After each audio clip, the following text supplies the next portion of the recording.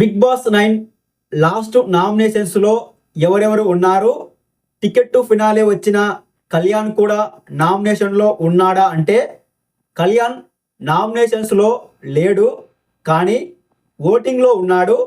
అంటే కళ్యాణ్కు పడే ఓటింగ్ ఏదైతే ఉందో అది టాప్ 5లో ఉండడానికి కానీ విన్నర్ అవ్వడానికి కానీ ఉపయోగపడుతుంది.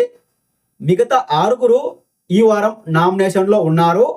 ఆ ఆరుగురిలో ఎవరికైతే లీస్ట్ ఓటింగ్ వస్తుందో వాళ్ళు ఈ 14th వీకెండ్లో ఎలిమినేట్ అవుతారు.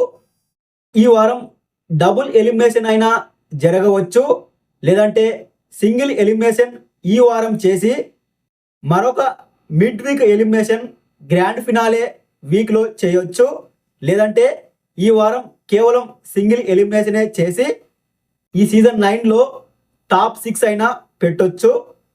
చూద్దాం మరి ఏం జరుగుతుందో.